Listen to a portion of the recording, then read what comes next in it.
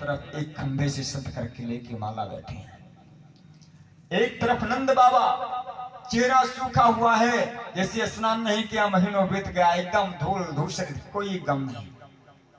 प्यारा तो चला गया, जिए तो किसके लिए।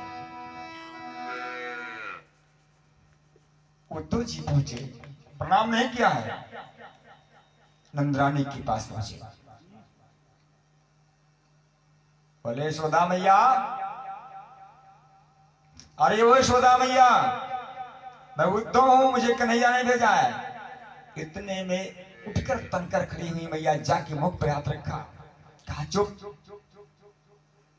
ना मनोहार करके हमें लाला सुलायो है और तूने आके नींद खराब कर दी, मेरा लाला जाग जाएगा, तुझे पता नहीं है ये नंद का महल है, यहां तेज नहीं बोलता कोई। उद्धव ने कहा रे, कहा मैया मैं उद्धव हूं, मुझे कन्हैया ने ही भेजा है।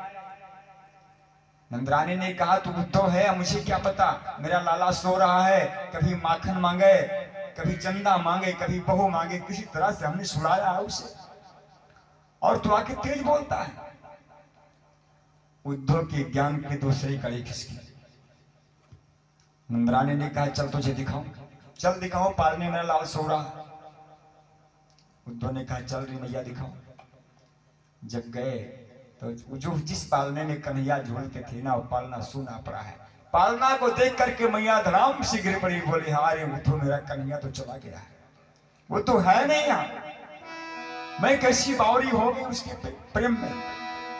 ए उद्धव, तू ये बता कि देवकी हमारे लाला को भोजन सही से कराती है कि नहीं कराती है। उद्धव,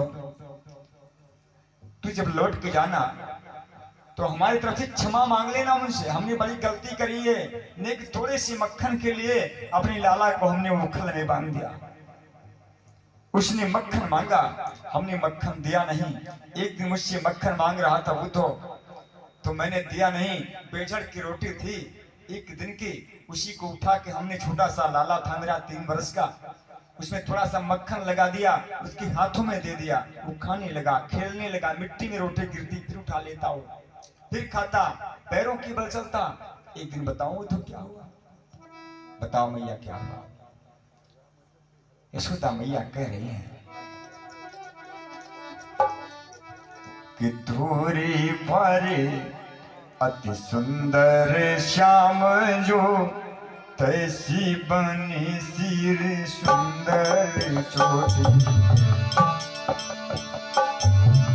धूरी पर अति सुंदर श्याम जो, तैसी बनी सिर सुंदर चोटी। उद्धव, अपनी लाला को अपनी चोटी बना दिया था,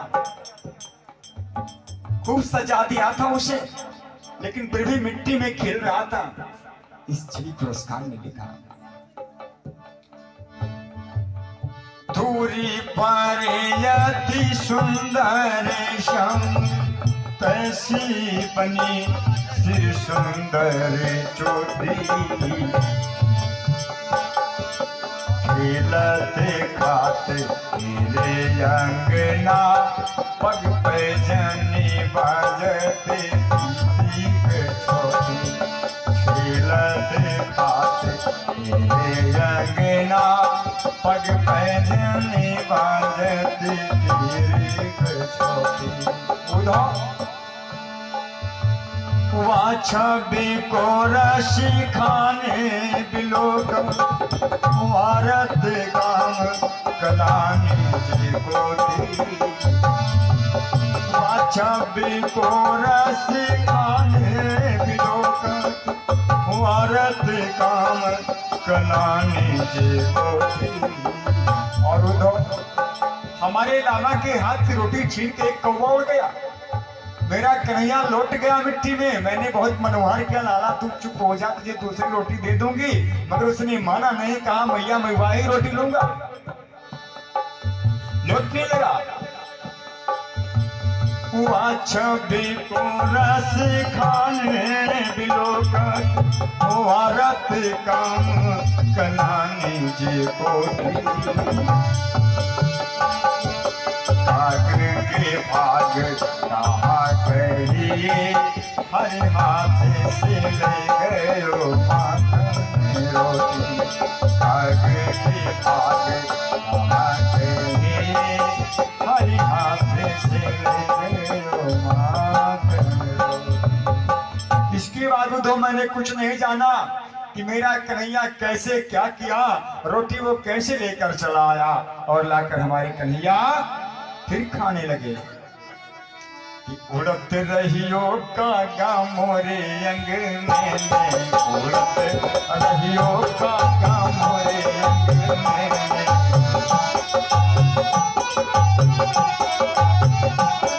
जिस समय मेरे कन्हैया रोटी फिर से लाया, खाने लगा, कौवा फिर आके बैठा, कन्हैया हंसने लगा। मैंने कौवे से कहा कि हे कौवे, मेरा लाला हंसे तो रोज आया कर मेरा आंगन में। उड़त रहियो कागा मोरे अंगने में, उड़त रहियो कागा मोरे अंगने में।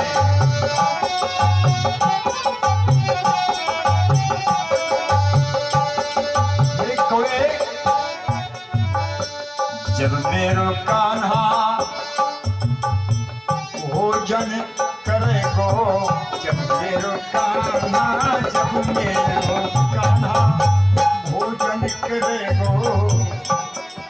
तो कोई ने कहा रे मैया, जब तेरो कन्हैया भोजन करे तो मैं क्या करूं? तो मैया ने कहा सुन, जब मेरो कान्हा भोजन करेगो,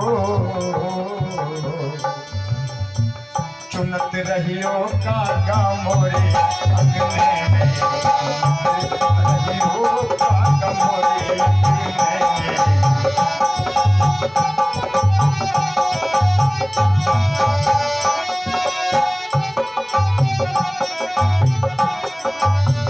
कौवे ने कहा भैया, तेरा कन्हैया जमीन में चलता है, मुझे पकड़ने को दौड़ेगा तो क्या करूंगा, क्या आदेश है?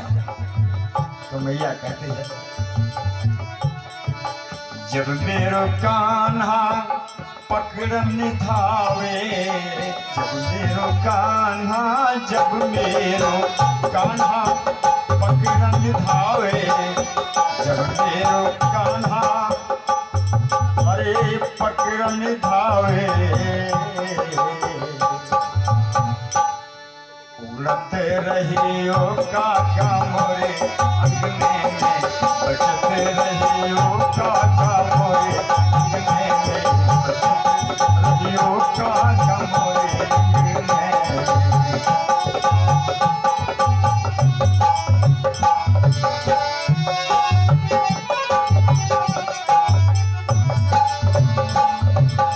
इसी तरह मैया ने उद्धव को विदा किया। उद्धव 3 महीने यशोदा मैया के ही पास थे। कहाँ 3 घंटे में आ रहे थे, कहाँ 3 महीने यशोदा मैया के चरणों में पड़े रहे उद्धव। उसके बाद हाथ जोड़कर निवेदन किया कि हे मैया, मैं किशोरी राधा जी के पास जाना चाहता हूं, बताओ कि तू कहाँ मिलेगी? मैया ने कहा चले जाओ उद्धव। बता दिया, कहा जाओ कुंजन। वहां पर जब देखा उद्धव ने कुछ दूर से ही, क्योंकि ज्ञान की जो इनकी पोती है वो फट चुकी है, थोड़ी मोड़ी बची है। जब उद्धव ने देखा कि किशोरी राधा को घेर कर हजारों गोपियां बैठी हैं, हर बीच में किशोरी राधा बैठी हैं, आंख कट गई रोते रोते, धूल धूसरित अंग, कोई सुध नहीं, बालों में सब जटाएं पड़ गई हैं। उद्धव ने देखा, कहा रे वारे ब्रज का प्रेम। एक गोपी ने राधिका से कहा कि हे सखी, स्वप्ने पश्यन्त्याः कांतम धन्यास्ताः सखियोषिताः। एक सखी ने कहा कि हे राधे रानी, आज मैंने देखा सपने में कि कन्हैया आया है और मेरी मटकी फोड़ के भागा है। किसी ने कहा जाओ, मैंने तो देखा कि मैं दही बेचने जा रही थी, हमसे उसने मक्खन मांगा और मैंने उसको मक्खन दियो ना है तो हमको चढ़ाते हुए भागा। ऐसी ऐसी बात बता रही। किसी ने कहा हम सो रहे थे अपने घर में तो कन्हैया हमारी झांकी से आया और आकर के हमारे हाथ पांव चारपाई में बांध गए। राधिका ने कहा, एक गोपी ने पूछा कि क्यों देवी, क्या तुम स्वप्न नहीं देखती हो? राधिका ने कहा, नहीं, मुझे स्वप्न नहीं आता। आप तो भगवान की परम लाडली हो हमारे केशव की, आप स्वप्न क्यों नहीं देखती? तो राधा रानी कहती हैं, सुनो, स्वप्ने पश्यन्ति याः कान्तं धन्यास्ताः सखियोषिता अस्माकं तु गते कान्ते गता निद्रापि वैरिणे। हे गोपियों, तुम धन्य हो, हम तुम्हें प्रणाम करती हैं। कहने को केवल हमन की प्रिया थी, लेकिन कम से कम तुम्हारे स्वप्न में वो आते तो हैं। किसी ने कहा, तुम सपना क्यों नहीं देखती? राधा ने कहा, सुनो, अस्माकं तु गते कांते गता निद्रापि वैरिणी। जिस दिन से हमारे कांत हमें छोड़कर चले गए हैं ना, उस दिन से मैंने सोना ही छोड़ दिया, और स्वप्न उसी को आएगा जो सोएगा। जो सोएगा है नहीं, स्वप्न वो क्या देखेगा? मैंने सोना छोड़ दिया, स्वप्न मुझे नहीं आते। इतने में भौर आया, मधुप्रकृतो बंधो मां